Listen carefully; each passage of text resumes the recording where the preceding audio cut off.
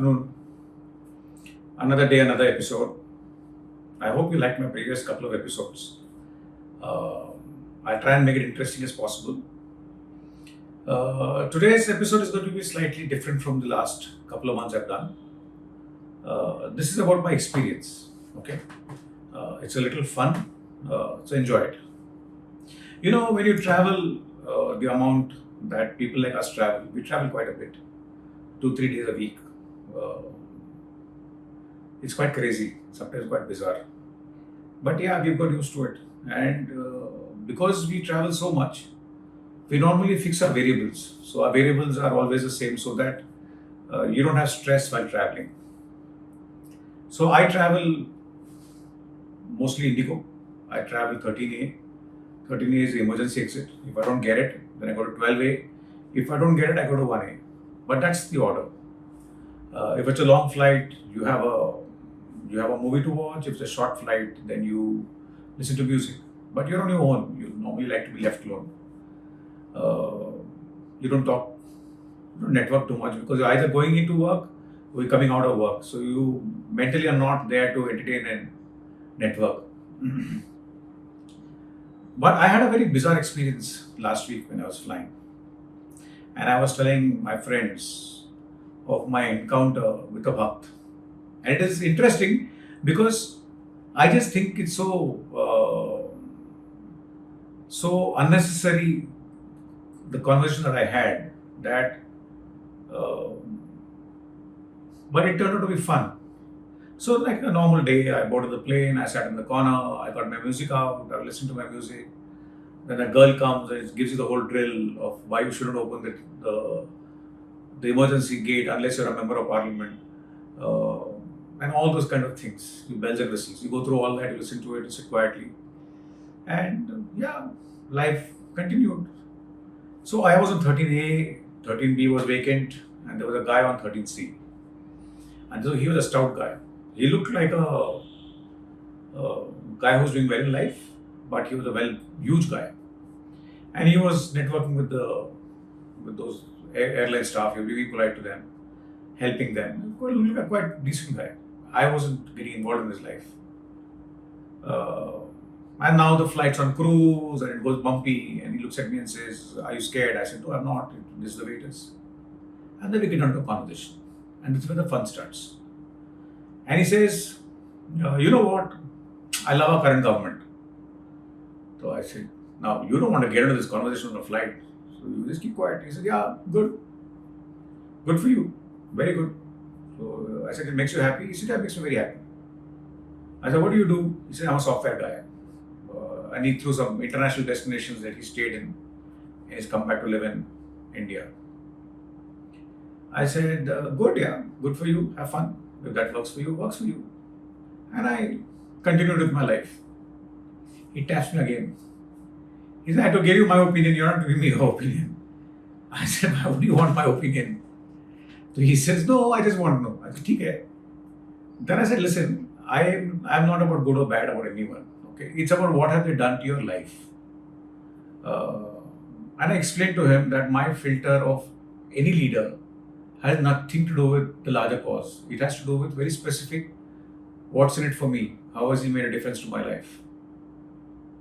Then I went on to explain to him on how the previous prime ministers, starting from Pandit Nehru to Indira Gandhi, Rajiv Gandhi, Lal Bahadur Shastri, Atal Bihari Vajpayee, Gujral, Gowda, Narasimha Rao, Manmohan Singh, have all done one little thing that has made a huge difference to your life. And it has impacted you on your daily life. It is not that it's one faraway thing that's happening somewhere. It is that has happened to you on your daily experience. I said, Rajiv Gandhi gave us the IT revolution. Narasimha Rao gave us the economic liberalization. Vajpayee ji gave us the big, beautiful roads that we drive on in India. Manmohan Singh taught us how to live globally.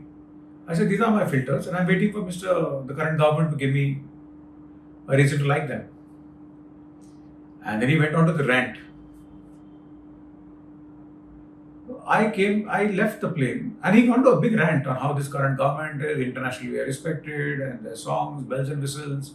Wherever we go, we get this. There's a lot of people there. We are a superpower, we are this, we are that. Now, I was in no mood. At 7:30 in the morning, you don't want to get into this debate. I heard him out. But what I find bizarre, and that is where the big point is. I think there is a change in the way India is thinking, and there is a change in the way India is now looking at their politicians.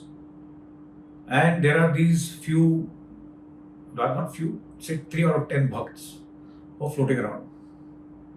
Uh, and they instigate you for a conversation. They make it dirty. They make it quite unnecessary. I think we live in a good democracy where things happen the way they need to happen. You like someone, you don't like someone. It's a personal choice. It's like your religion. Which temple you go to and which God you pray to is no one's business. It's the same way, who you like and who you vote for is none of anyone's business.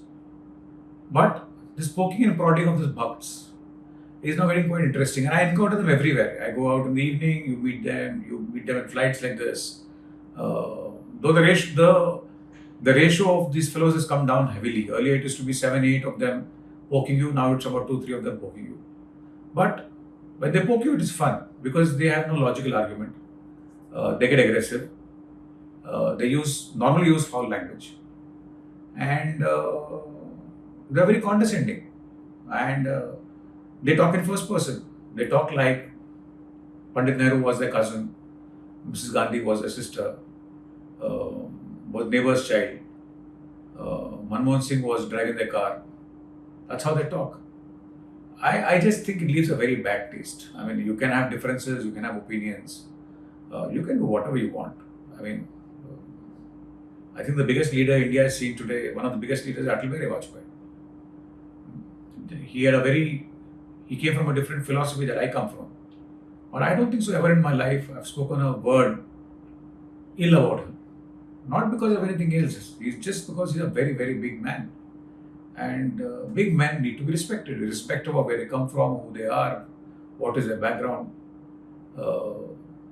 So this change is going to be fun. This change is going to be interesting. We are all going to have this close encounters. And I think all of us will have experiences. Enjoy the journey, have fun with them. And when it gets out of control, just keep quiet and go away. Because if you try and argue with them, you'll have shit on your face. It's not worth it. So, if I go on my next trip, when I come back, if I have another experience with the Bhakt, I'll let you know. Otherwise, life is good. All the best. See you very soon. Thank you.